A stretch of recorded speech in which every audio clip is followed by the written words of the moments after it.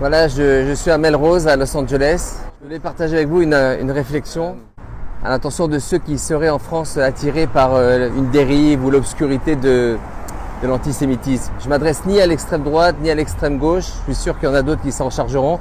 J'aimerais m'adresser à certains membres de la communauté noire dont je suis proche professionnellement, artistiquement, mais aussi humainement. Je suis un juif franco-américain. Je suis né et j'ai grandi en France. Et je vis depuis plusieurs années aux États-Unis, aux États plutôt même désunis en ce moment. Et ce message, il est pas du tout une sorte de clash à la Booba venant d'outre-Atlantique. Au contraire, c'est plutôt positif. Quand on se balade ici aux États-Unis, on voit de nombreuses pancartes Black Owned Business, commerce appartenant à un noir, affichées sur les vitrines. Alors ces pancartes, elles ont pour but, d'une part, d'éviter, il faut le dire, le pillage pendant les émeutes. Si c'est un Black Owned Business, on passe son chemin. Mais aussi le but de ces pancartes, c'est d'inciter à soulever la solidarité pour le mouvement Black Lives Matter. Alors sans rentrer dans le détail, c'est pas le but de cette vidéo. On assiste à une vague de soutien à la population noire dans un pays qui a besoin de régler ses comptes avec l'histoire. Alors certains pensaient que l'élection de Barack Obama allait suffire à panser les plaies du passé et changer en profondeur le statut des Noirs. Ils se sont trompés.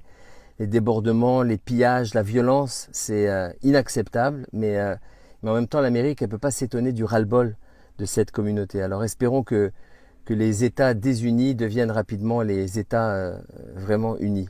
Pour revenir à Black Owned Business, commerce appartenant à un noir, c'est protection, solidarité, soutien. C'est le but de ces pancartes. Imaginez maintenant l'inscription juif inscrite sur un commerce. Écrite en allemand, c'est un rappel aux inscriptions antisémites ciblant les commerces juifs lors de la nuit de cristal en 1938 dans l'Allemagne nazie.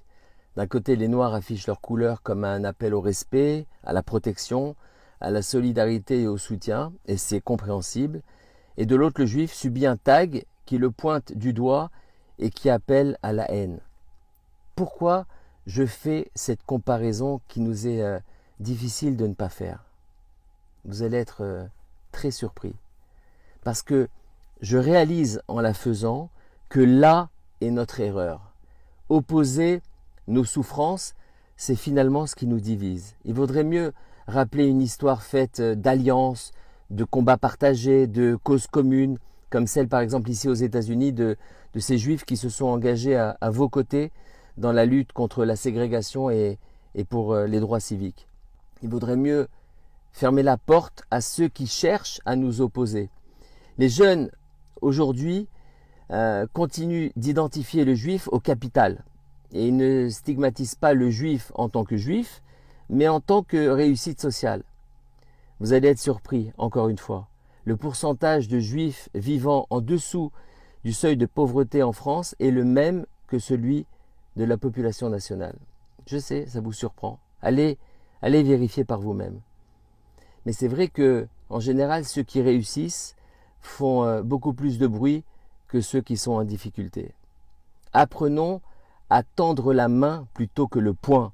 C'est votre grand Frantz Fanon qui a écrit un jour « Quand un noir entend dire du mal d'un juif, il doit ouvrir les oreilles, car c'est de lui qu'on parle. » Que chacun s'enrichisse du passé des autres, sans être pour autant dépossédé du sien.